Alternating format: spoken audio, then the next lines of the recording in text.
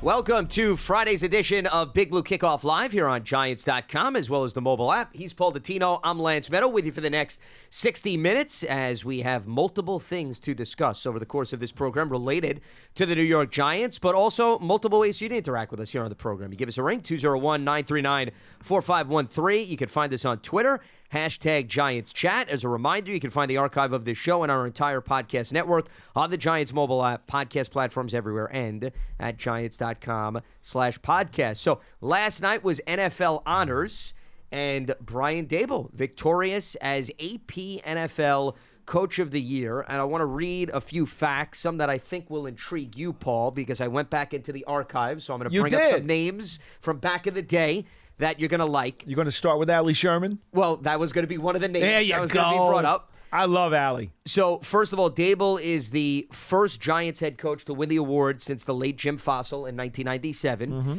He also joins Dan Reeves, who won the award in 1993, Bill Parcells, 1986, and Allie Sherman, 1961 and 1962. Sherman did it in back-to-back years. Daboll also, first coach who guided the team for a full season to win the award with less than 10 wins since Jimmy Johnson in 1990.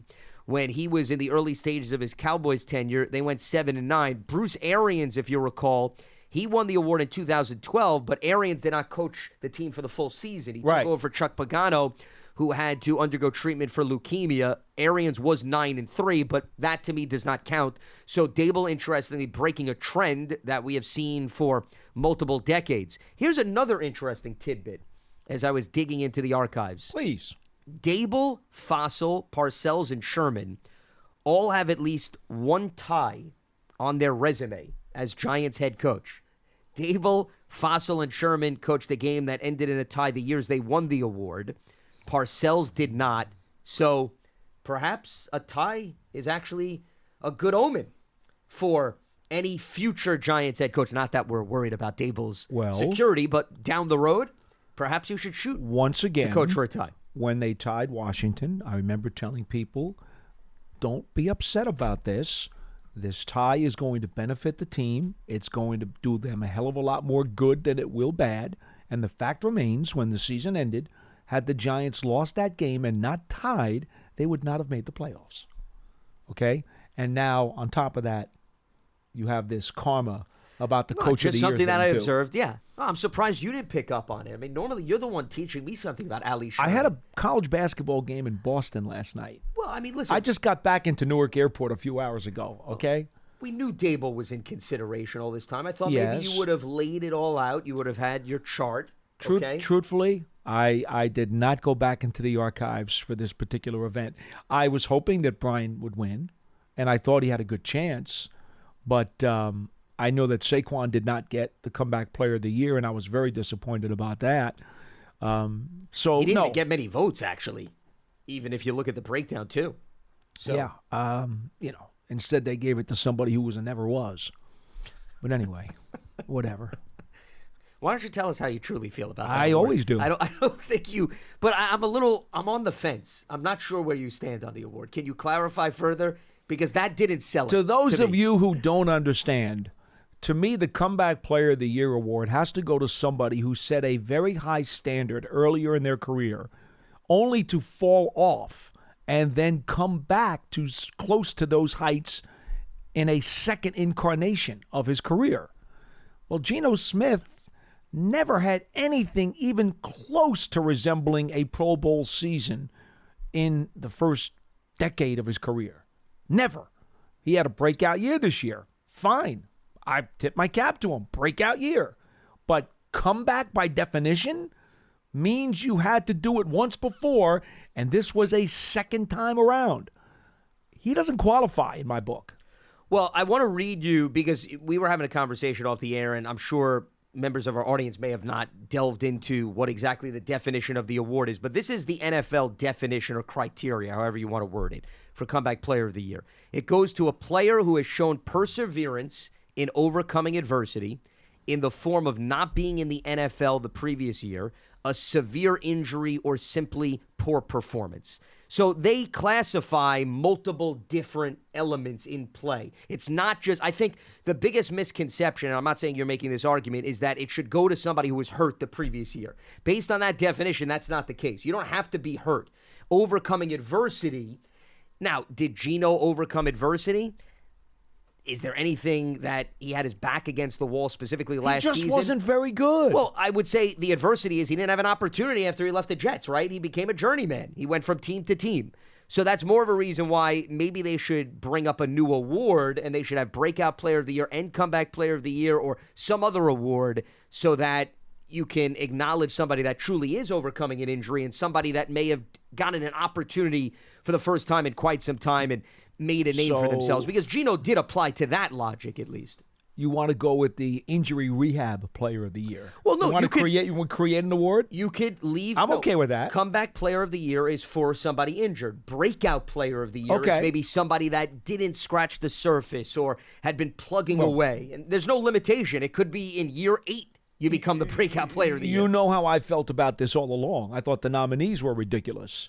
To me, McCaffrey was one of the nominees. Don't you think he fell under that umbrella? Yes. But Barkley, even though he was banged up last year going into this particular season, come on, man, Nick Gates and Brian Robinson from Washington, who was shot. Okay, if you simply want to talk about coming back from horrible injury situations. When the guy was healthy coming into the league, then he gets shot and then comes back to becoming a productive player. I'll go with that. I think he deserved votes. Nick Gates, to me, runaway winner. Yeah. Runaway winner. I mean, dude, 7 surgeries. Thought he might lose his leg. Never play again. And he starts? I mean... How could you not nominate him? Well, Gates, I don't understand that. Well, Gates actually did get, I think, 2 votes. He did. A high, overwhelming group, but he did. Somebody had the guts Nick to Gates, vote for him. Let me bring up the breakdown. No, Gates definitely did, because when I saw the list. Whoever voted for him, God bless you, my man, because that shows some class. Yeah, Gates got consideration. I'm with you. He's the textbook definition of the award from an injury standpoint. No question. He's more of a textbook definition of the award than Saquon, because Saquon without played a doubt, last season. Without a doubt. If this was the year right after Saquon's torn ACL, that would be the more guy could have lost his leg. Sure. Yeah. How much more do you have to come back from, people? Not a big enough name. Oh, okay. So we're back to that again. Well, I do think Pearson does have a point. Come on, it is a popularity contest. And that's to a certain degree. A lot of these awards are, Paul. I know. I don't think that's crazy. I know. Because I'm not here's being another realistic. guy. What about Brandon Graham of the Eagles? Brandon Graham tore his Achilles and had double-digit sacks. Sure. I mean, you could make an argument he deserved that more than Geno Smith this year, and more than some of those other guys. Geno Smith is the last person who deserved that award. Okay, the last person shouldn't have even been on the list. That's why, once again, if they want to consider another award, I think that would be fine. Because you can make an argument that Geno had his standout campaign. And if they want to reward somebody, once again, breakout player of the year, and it's just maybe based on what you've done in your first 5 years. I'd rather give you comeback player of the year because you're back in studio this year. Oh, thank you. To me, that's more justifiable than Geno Smith. A lot of adversity that I had to overcome. You did. In order to get here. You were thank you. Stuck on the remote unit because of COVID. Yes, correct. Okay, so I overcame COVID, is what you're saying. There you go. Well, so you deserve the award more than Geno Smith I'm all does. for, if you want to campaign for an award for personnel of 32 NFL teams, feel free to throw my name in the hat. Okay. Feel free. I'd be more than happy to take that into consideration. Just to give you an idea, Barkley finished 3rd, Brandon Graham 4th, Gates finished 5th. That was the breakdown. Wow. But see, the reason I'm a little surprised is because I only heard about the 3 finalists. So Gates had originally gotten votes, but then they didn't list him because he wasn't one of the top 3. Is that what happened? Correct. What happens is, yes, you're looking at, they give you the 3 finalists, but people still get votes outside of the 3 finalists. Boy, because I applaud the guys who voted for Nick Gates. I really do. You know how I think they do it, and I may be mistaken. And no but votes I'm pretty for Brian confident. Robinson. I have to let me check Brian. I'm just looking at shot for God's sakes. No, I listen, think as a rookie, you might not fall into the criteria. that's a good point. I well, once again, I guess. just read the criteria, Pierce, and it didn't say anything about how many years you're in the league. But once again, how does somebody come back if they weren't in the NFL? So it's a fair point. By default, I don't even know if they would give him a chance to appear on the ballot. Yeah, maybe not. But what I was getting at is... All right, Pearson, you got me on a technicality. Maybe Brian Robinson would not belong, but I'm not backing off Nick Gates. No, and I completely understand where you're coming from. But what I was getting at was because it doesn't make necessarily sense with what you're saying. You have the 3 finalists, so then why are we seeing other people get votes? What I think the AP does is the AP calculates the vote. They give you the top 3 finishers. And don't tell you about the Correct. others. There are other people that receive votes, but they just want to narrow it down to the 3 finalists. Because, for example, with Coach of the Year, Nick Sirianni was not one of the 3 finalists, and a lot of people are like, well, what's going on? I think it wasn't disrespect to Nick Sirianni. It was the fact that he didn't make the top 3. By the way, list the second and third runners up after Daboll. Daboll wins it. I believe Shanahan finished second, correct? Yeah, that one I have the actual vote in front of me. So Daboll was 123 total points. Shanahan was second at 100, and Doug Peterson was 75. And Peterson. Which were the 3 that we had pretty much brought up Well, on the because show. those finalists had been announced. Correct, but even before the finalists were announced, Okay. we were also discussing Shanahan and Peterson at great Well, you length. had to. We, Yeah. we kind of thought there was as many as 6 coaches who Yeah. probably had a legitimate gripe. And Sirianni was 5th. Okay. McDermott was right after Doug Peterson in 4th. Excuse me, McDermott was 4th and Sirianni was 5th. So Yeah. McDermott ahead of Dan Campbell, who certainly should have Dan gotten some Campbell support. wound up finishing 7th. He was behind Kevin O'Connell. Really? Yep. And you could argue, Wow. Campbell probably deserves. I would put Dan Campbell ahead of Sean McDermott and ahead of Kevin O'Connell. I probably would have too. Yeah. I mean, you could convince me after what the Bills had to go through with Hamlin. You could probably sell me on McDermott being high. You Okay, probably I could. get that. You know, But, now we're really taking into consideration things that have nothing to do necessarily with the X's and O's. What's weird is the Bills kind of had a down year. Didn't They did. They absolutely had a Well, down yeah, year, I especially due to some injuries where they weren't able to overcome it. But then again, when I talk about a head coach, it's never been more apparent in this game today that the X's and O's are a smaller percentage than they've ever been before because of all the things that head coaches have to navigate in our society in 2022. So I would have to take the other things into consideration. So the Hamlin issue would be part of the argument for McDermott if you were to talk to me about it. And I'm sure that's why he received as many votes as he did, because McDermott wound up with 48 points ahead of Nick Sirianni. I think a lot of people took into consideration what happened at the tail end of the season with Damar Hamlin. And I get that. Mm-hmm. But also, in fairness, though, and this is why subjectivity is the best way to describe the voting process, right? We could sit down with 10 people who cover the NFL. We're going to have 10 different perspectives on how they would vote for Coach of the Year, right? I would say how late it came in the year. There were so many other things that these other coaches had to deal with. Right. Are we classifying it what you did in the final 4 games of the season? Or are we looking at actually the complete year and how you went about your business? So when I take that into consideration, and that would be important to me, I would not put McDermott as high. Not to say what he had to deal with wasn't noteworthy, but it happened so late in the season. By that time, I would argue a lot of these other coaches had to deal with far more elements. Was there any indication as to the date that the votes had to be in by? Because it only did qualify for the regular season. Correct. Yes, postseason has no bearing. Postseason has no Nor should bearing it. on it. It's a regular season Correct. Correct. So I'm going to assume that these votes had to be in before the wild card round started.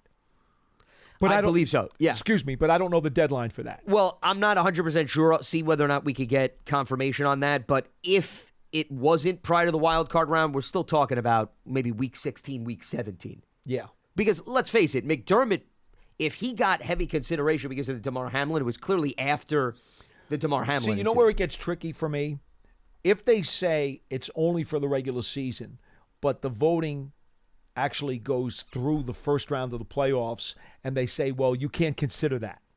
Sometimes that will happen. The deadline will actually be beyond what you're supposed to consider. And human nature, a lot of times, will allow something to bleed into your decision-making. 100%. Yeah. So that's why I'm a little bit curious as to when the deadline was for the voting. But short of being able to identify that, I guess the point's kind of moot because we're not going to be able to pin that down. No, but you're right. You're allowing them. That's why I would not allow them to do it after the regular season, because you don't want them to take into consideration anything that may happen within the postseason. Human nature will do that.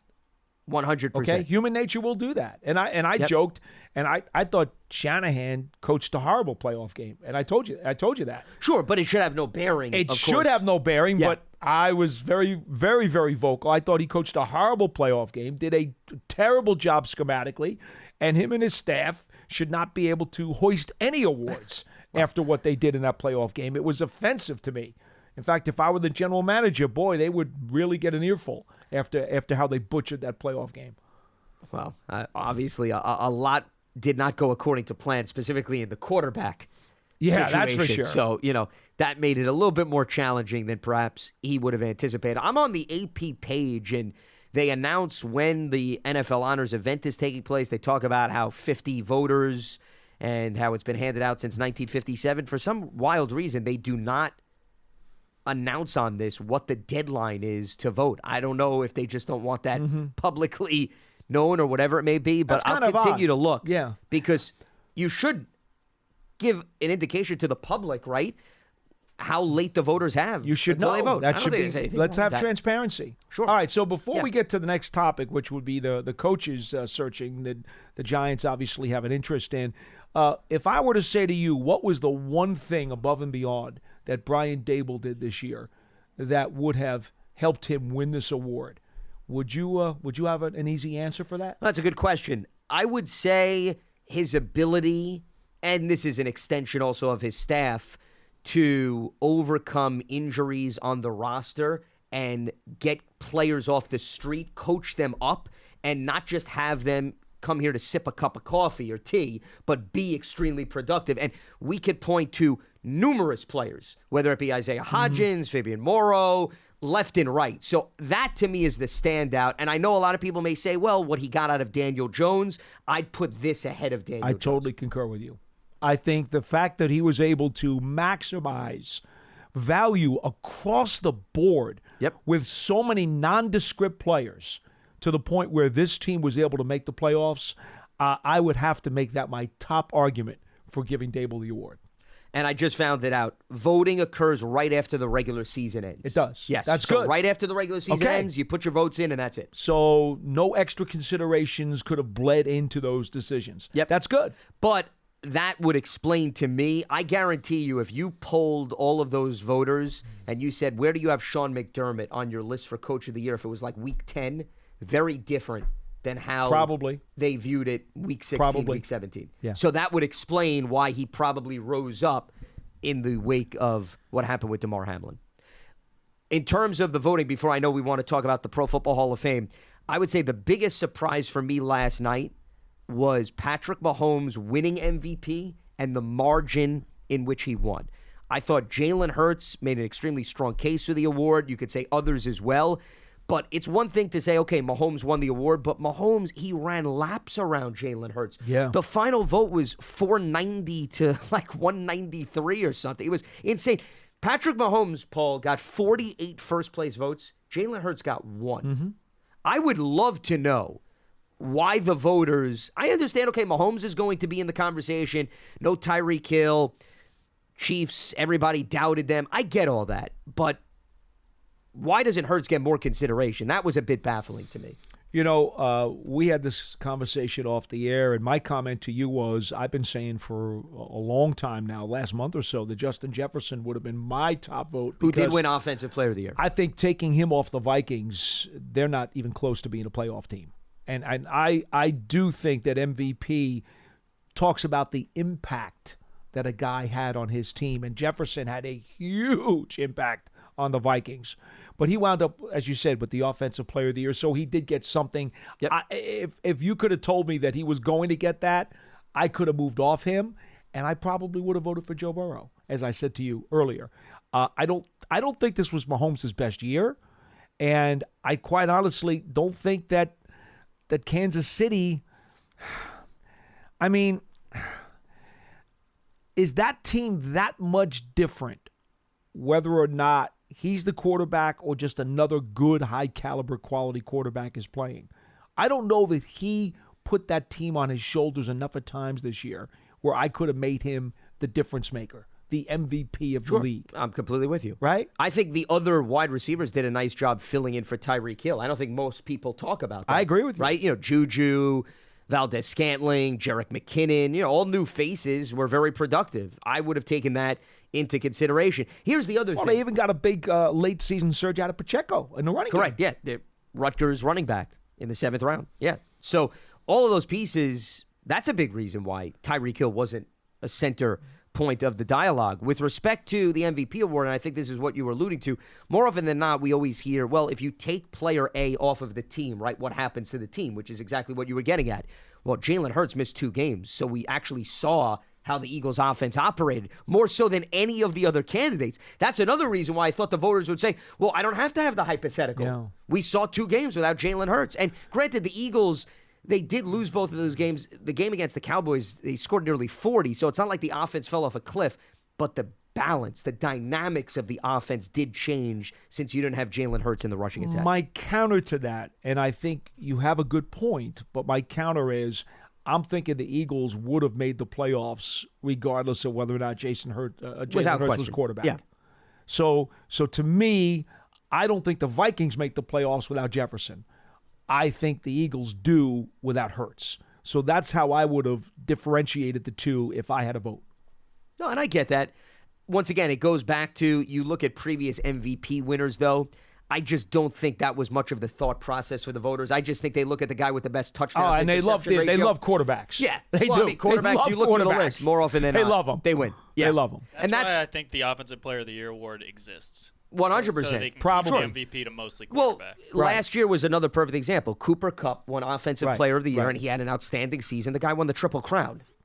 So if that's not good enough to win MVP, and Aaron Rodgers won MVP. So, yes, I think that's a big reason why they brought that award. But again, even without Kupp, I think last year's Rams team makes the playoffs.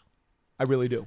Well, I mean, I really do. Look at what happened to the Rams team this year. I mean, I know they lost Matthew Stafford, but whew. No, yeah, different. Was Adrian Peterson the last MVP that wasn't a quarterback? That's a good question. I'd have to bring up. I mean, he's somebody that comes to mind. Certainly comes to mind. Yeah. He probably was. I'll bring up the list. I mean, I know Mahomes, by the way, is Aaron Donald? Did he get one? Well, Donald won Defensive Player of the Year. He didn't win. I don't think he got MVP. Think MVP. I'm bringing up the list right now. Peterson won it in 2012. Since then, it's been all quarterbacks. Okay. And then prior to Peterson, LaDainian Tomlinson, another running back, 2006. Right. And then Sean Alexander won it in 2005. So we actually had back-to-back running backs. Since then, yeah, it's been the majority of quarterbacks. But what I was going to mention was Mahomes, the 10th player to win at least 2 MVPs. So that's interesting. And no surprise, the majority of them are all quarterbacks, with the exception, of course, of Jim Brown. Right. Johnny Unitas, Aaron Rodgers, Tom Brady, Peyton Manning, you name it. Joe Montana, Steve Young.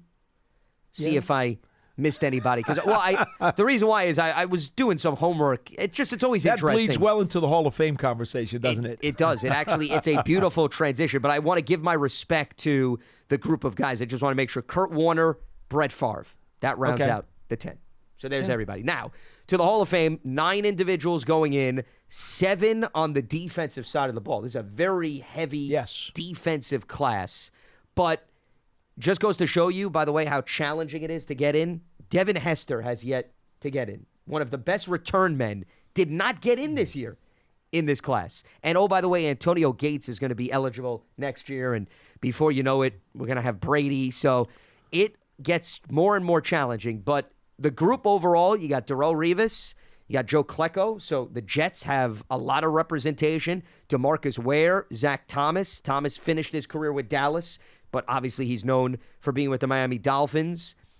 Ken Riley, Chuck Howley, another Cowboy. Don Coryell on the offensive side of the ball.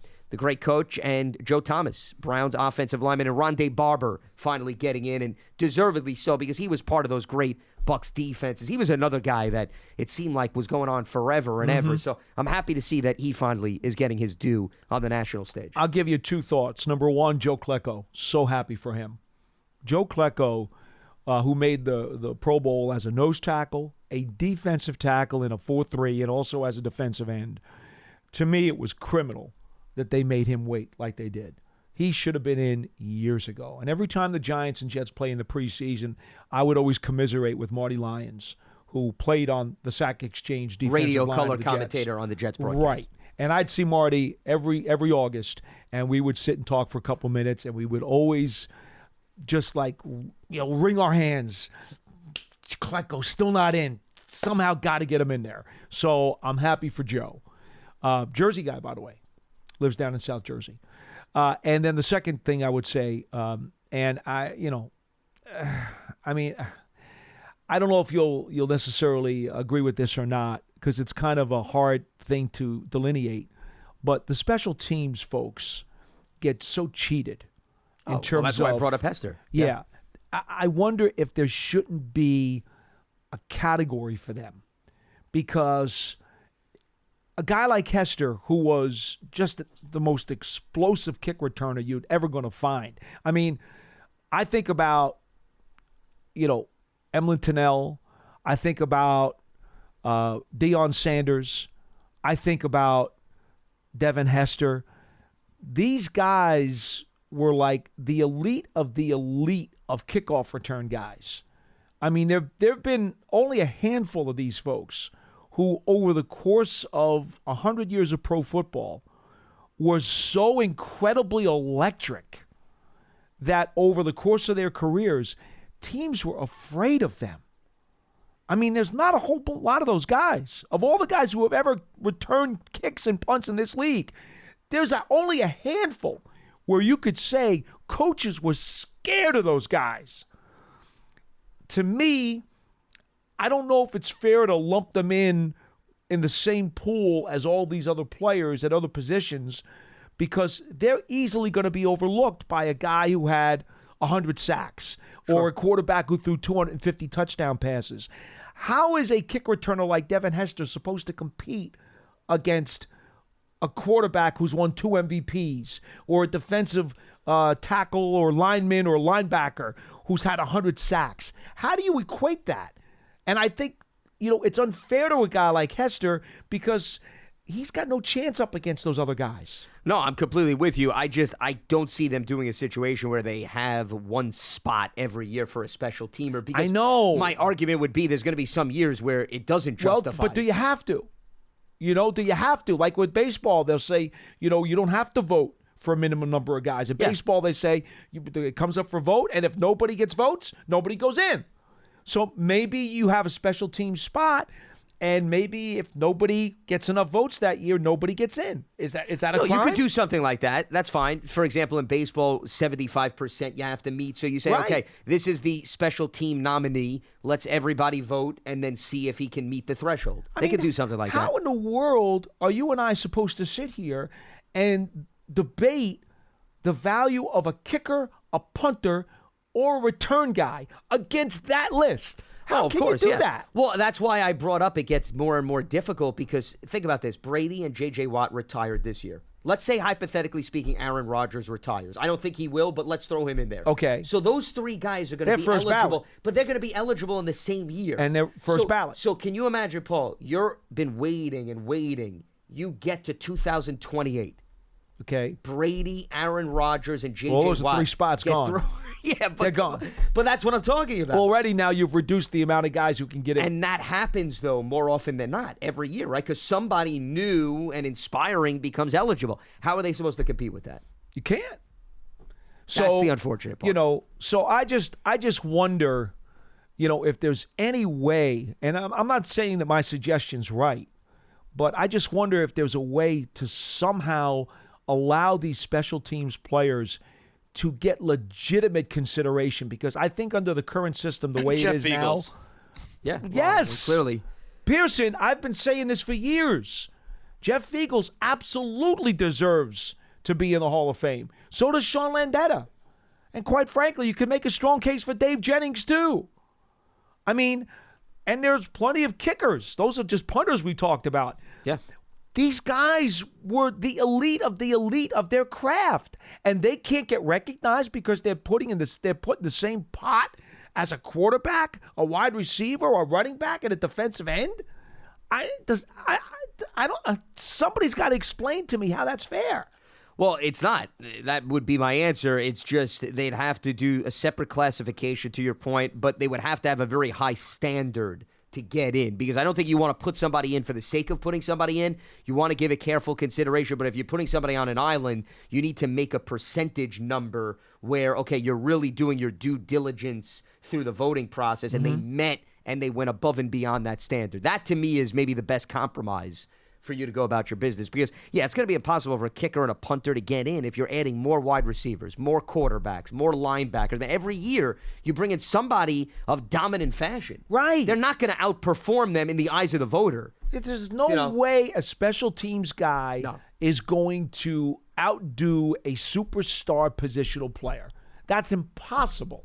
See, Dion was a corner, so Dion wasn't hurt. I know you brought his name up, and listen, he was a great special teamer. Because as a special teams guy, he was Hall of Fame what caliber. I'm saying is he helped his cause enough with what he did on the defensive side of the ball. No question. Whereas a guy like Devin Hester wasn't really known for being a wide receiver that made consistent explosive plays. The guy was known for his returns. So that's all you're judging him for.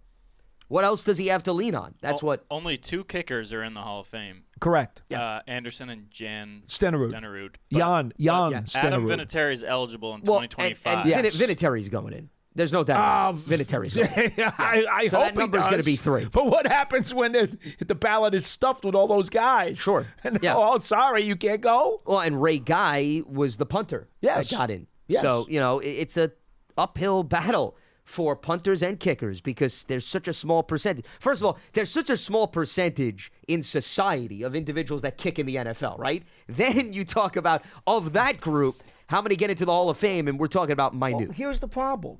If the Pro Football Hall of Fame is reserved for the elite and people can identify someone who was elite at their position, why shouldn't they be in the Hall? Well, no disagreement from me. I mean, right? But it's because by definition, if you're not in the Hall, then you weren't elite. But that's not fair to guys who played a position that doesn't get recognized. Yeah. Well, and that's why special teamers have it rougher than others, because they have to, first of all, prove and justify their value on the team, it seems. Then you have to take into consideration, did they do it at an elite level? And then maybe they get a seat at the table. For example, a wide receiver doesn't have to sell himself with respect to his value to the team, right? A quarterback doesn't have to do that. A kicker and a punter, they have to do that first and then climb up the next part of the ladder. So there are no magical numbers, right, according to public perception for special teams guys. Sure, yeah. Right? You could say quarterback has to throw, for 250 touchdown passes. There's barometers. Running back has to have a minimum of 12,000 rushing yards or whatever it is. There are numbers, certain magical numbers that almost prompt people to consider a player at other positions. Absolutely. But for kickers, what is the criteria? People don't sit around saying, well, let's see, if he made 90% of his field goals over a 12-year career, then he must be considered elite. Or if he punted for 15 years and he was among the top 5 leaders every year. I mean, there's no kind of litmus test or number criteria for special teams guys. Well, and some people may look at it like a guy like Vinatieri just came through clutch, had one big kick after another. So that would be something that maybe they would take into consideration. Also with punting, remember, hang time wasn't necessarily something that people took into consideration. That was even, when Ray Guy was playing, hang time wasn't necessarily a big topic of conversation. So, yeah, it's not easy, and it's not going to get any easier when you look at some of the guys that are going to be eligible in the next few years. All right, few reminders before we open up the lines. You can check out the Giants Huddle podcast, subscribe. It features many different interviews over the course of the offseason on a variety of different topics.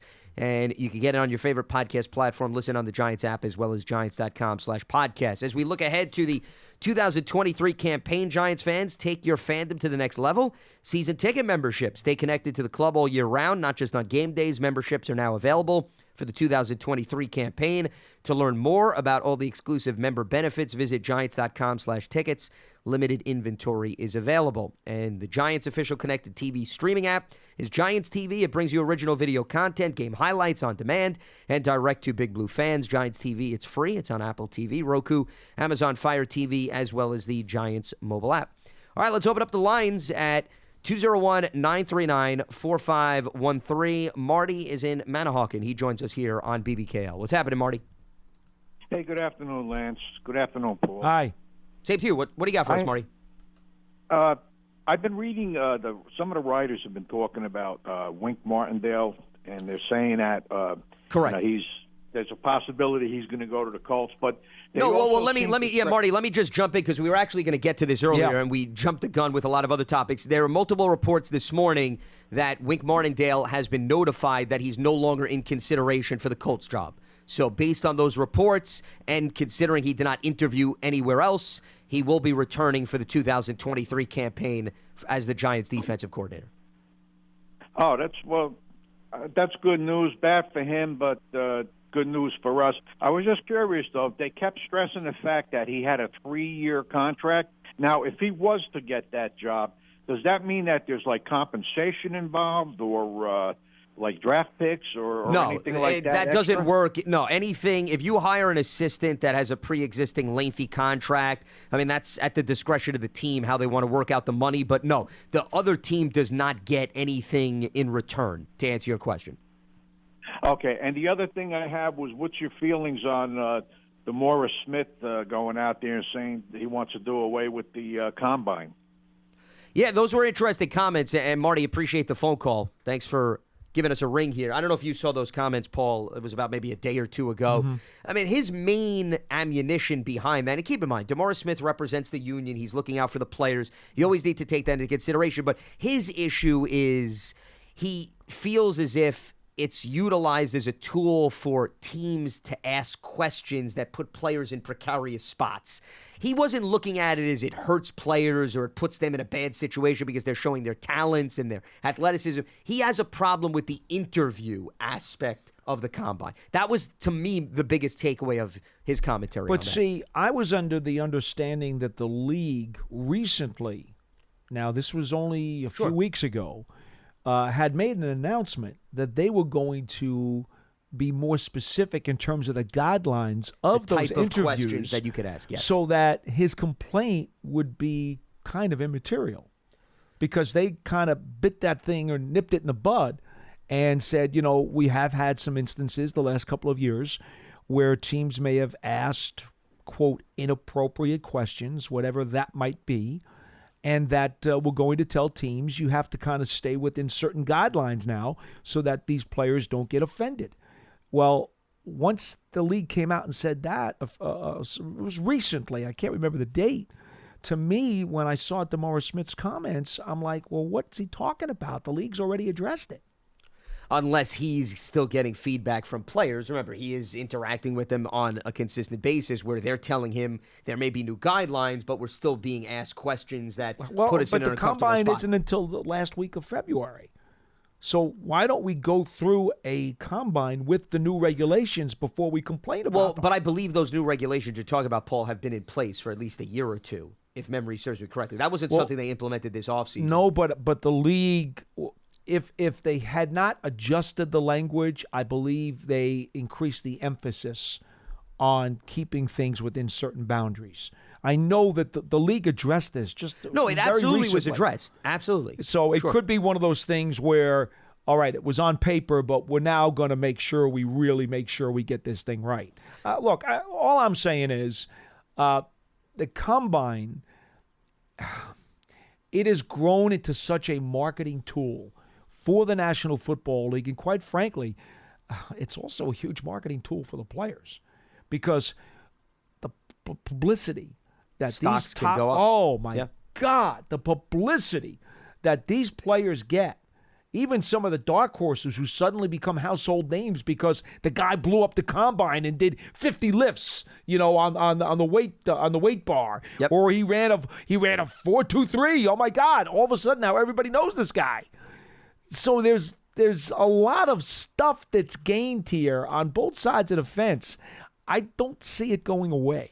No, I'm with you. I don't see it going away either because I was going to say I think the NFL looks at it as a marketable situation. Also, the NFL, remember, purposely has laid out events every single month throughout the offseason. Yes. So they did that so that there's something to talk about every Correct. single month. I don't think they would want to remove something from the calendar in February. And if the combine was to be eliminated, let's go down that hypothetical road, to me that would have to be something that would be worked out as part of the new CBA, where the players and the union would come to the forefront and say, hey, this is a non-negotiable type of situation. I don't think it would be something where they just met some random offseason. And if his eliminated it. gripe is about the interviews, well, I've got news for you, my man. The fact of the matter is, today, in this society, there's a tremendous amount of research that has to be done on all of these prospects, and it goes far beyond the X's and the O's and the testing scores during the events that they hold in Indianapolis. Every team now is vetting these guys very, very thoroughly. So if you really believe that a team is going to use a draft pick, especially a number one pick, on a guy who they can't put through the car wash of an interview process, you're out of your mind. There's too much money involved that you're investing in that pick without finding out what this guy's about. It's not going to happen, Lance. Sure. No, all fair points and all valid. The other thing that I was going to just bring up as a side note, could you operate? I mean, even if you went down the road, you eliminated the combine. They have the pro days. So teams would still have access, right, to work out players, but you'd have to have then the opportunity to allow the players to then meet with those teams at the pro day, right? Because that's what you get out of the way at the combine. I mean, you're going to still have the designated opportunities to bring players into your facility, Yes. right? You're still going to have that. So you'll be able to watch them at their pro day, but you still may want another interview setting at the pro day. You'd have to still find a way to tweak something. I'll make this real simple for you. The Giants have already said, I believe Joe Shane himself said, that he wants Brian Daboll to at least have access to every single player on the Giants draft board.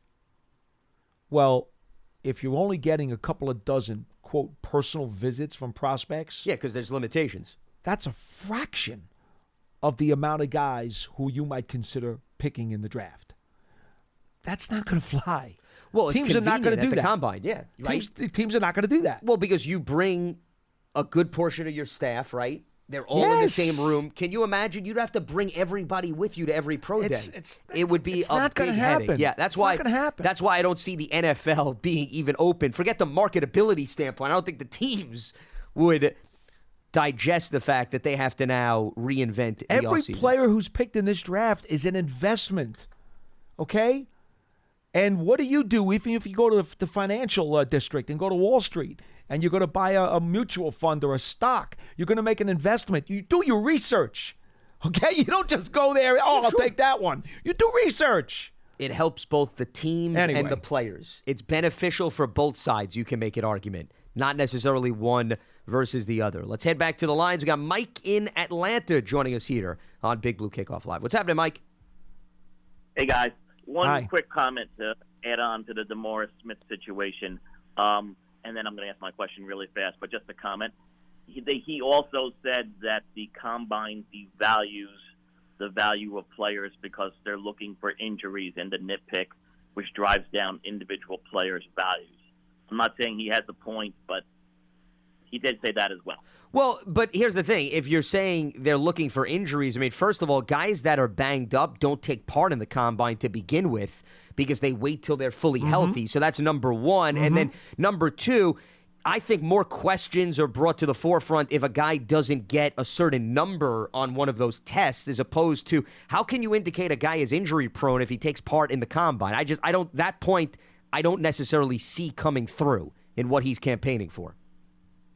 Well, they have the exams at the combines, which Sure. if they do this regional approach, there'd be no exams. But every injury is known. I mean, the colleges, the entire injury history is season. known. Well, but Mike, what we're saying is that if you didn't have the combine, teams would still go to the pro days and they would demand access to at least look at the player and get those measurements. So all you're doing is you're creating more of an issue for teams to gather that intel. They're not going to say, well, we don't need the info anymore. They're still going to find a way to gather the info. They're just going to have to go about it a different way. A team is That's not all. going to invest a draft pick in a player, especially a high draft pick, if they don't have his medicals. How would you feel, my man, if you went into a new car dealership and you bought a car you thought was new, but then when you took it off the showroom floor, you found out it had 8,000 miles on it? That's not a surprise you want to hear about, right? No, I agree, Paul. You're preaching to the choir. All I'm adding is he did have a financial point he was making. That's all I'm adding to that. Well, no, and I get that, but I don't think it carries a lot of weight, his financial point, based on what we just mentioned. Neither do I. Yeah. Especially since draft picks are now slotted with certain prices, during the course of the first and second round. I mean, there's not a lot of flexibility now in moving around those numbers. The slots pretty much tell you what you're going to get based on where you're slotted. I mean, I think it's ridiculous. Okay, so now to my question, which is what I really wanted to ask. And Lance, I enjoyed our conversation around Daniel Jones the other day a lot, so thanks for that. But I wanted to take this to the next step and get your opinion on something else, and Paul's opinion.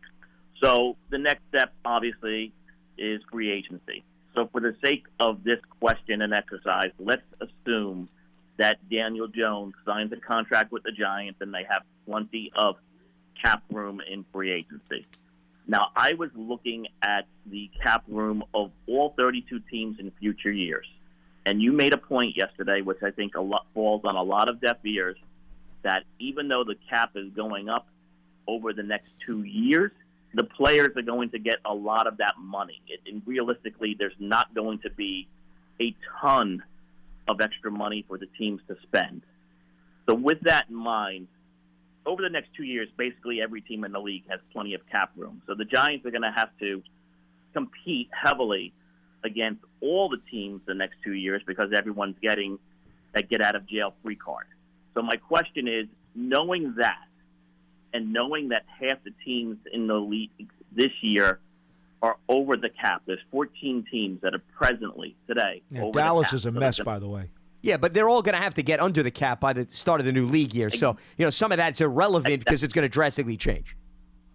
Well, no, this is the point of my question, where it brings the relevancy in. So assuming you're going to have a ton of players hit the open market because they're cut this year, does it behoove the Giants to have a free agency strategy this year where they go after as many guys as they can this year, offer them 3-year deals, which do not pay a lot this year but are heavily backloaded in 24 and 25 when there's more cap room so they could squeeze more free agents in this year? And I'll take your answer off the air. All right, Mike. Appreciate the phone call. Well, my first response, Paul, would be it depends on who the player is. To give a generic answer like that, you don't go after free agents for the sake of going after free agents. You have to value the player, and the player has to warrant a 3-year deal potentially. So I don't know who's going to be let go, right, before the start of the league year. Right. If there's somebody that's appealing who may be young and has upside and is not that far removed from the draft, sure, I would entertain it. But if we're talking about there were a few veterans that were let go and it's going to be a rental to begin with, I'd rather invest in the youth and bring in draft picks and have those guys develop as opposed to eating up a roster spot for somebody that's more at the tail end of their career. The caller's actually stating a rationale that already exists, though, because when teams sign free agents nowadays, they usually do backload the contracts, and they've got the bonus money in there, and they want to spread things out. And what do? They try to make the first year or two as small a cap hit as possible because they want the bigger hit to be on the backside for 2 reasons. A, they want the player now, and they need to fit him in at a smaller number. And B, because there's always the hope and the expectation that in ensuing years, the cap will increase, and you might have the ability than to finagle, readjust, or even leave that guy's contract as it is, because you won't be in cap hell. As the numbers go up, you might be able to breathe with the back end of his contract and allow him to stay. So the rationale you're explaining, yes, there's logic behind that, but it's already part of the process. Sure. Well, and also it gives you the flexibility to swallow the contract, too, if you decide to cut the player. Yes, because that's you true, have too. more wiggle room under Yes. those circumstances. I agree. Yeah, I think that's the generic process that we see across the league. I was referencing the other day when everybody talks about the cap goes up, contracts are relative to the cap, Paul. That was my point. Meaning if you start infusing $30 more million into everybody's cap, quarterbacks are going to now make more money. Wide receivers are going to make more money. It's not as the if quarterbacks will try to take all of it, though, because that's what they do. Yeah, but the point is everybody's contracts are going to go up. So it's not as if everybody gets infused with so much more cap space where now you could squeeze in and bid for an extra great player. What will happen is, in that particular year, when the cap takes a big hike, whatever premium free agents are available at premium positions, those are the guys who are going to try to reset the market by absorbing as much of that cap space as they can get their hands on. Yeah.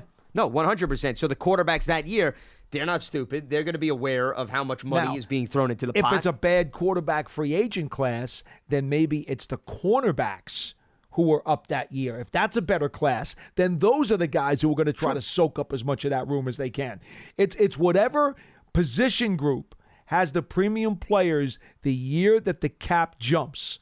Those are the folks who are going to try to get their hands on every cent that they can and raise the market for that particular position. It's no different than the NBA. We've seen years in the NBA, right? A free agent group hits the market, more money gets thrown into the cap.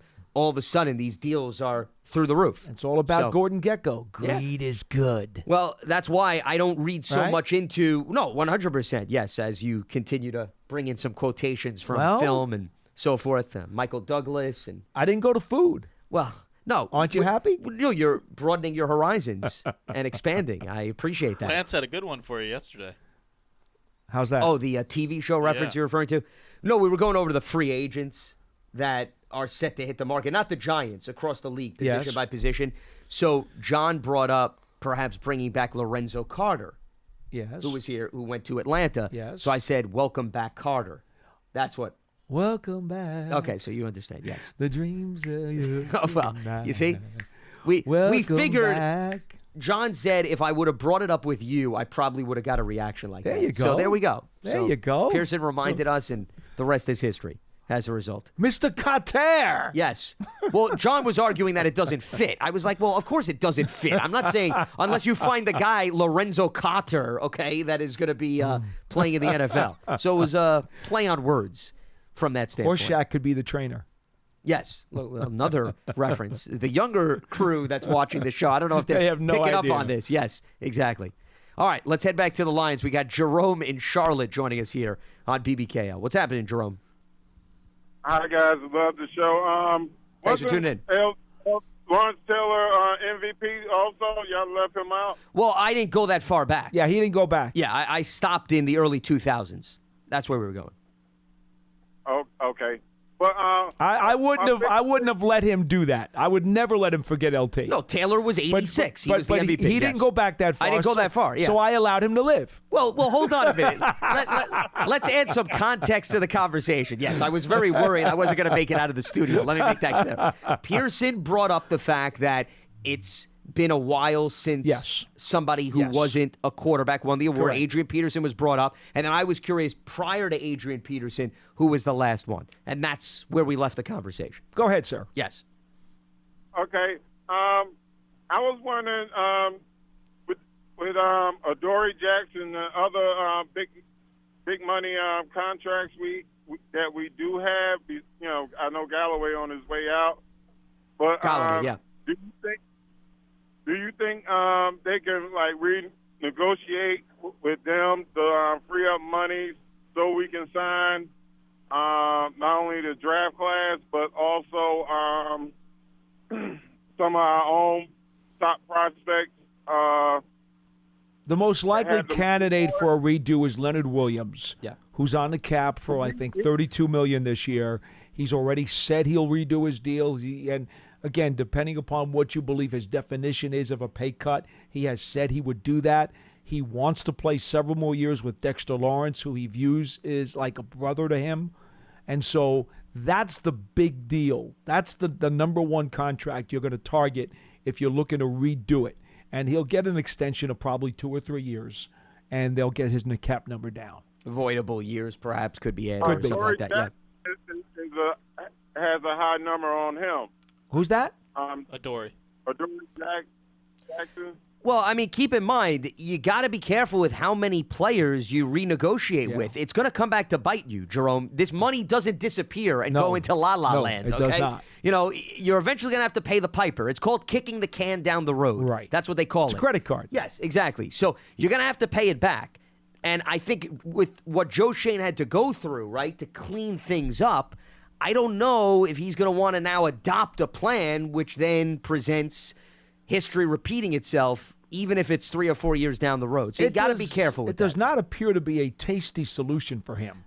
It really 100%. doesn't. Yeah. Also, with the fact that they are going to have a little bit more wiggle room in comparison to what he walked into, there may not be a need to do that, especially, once again, if they're not going to be ultra aggressive in free agency and the priority is take care of our own, then there may not be a need, Paul. I'll tell you one tweak thing. everybody's contract. One thing to keep in mind as the Giants enter free agency this year, yes, they've got a lot more room. Yes, they do have to use a whole bunch of that money for their own guys.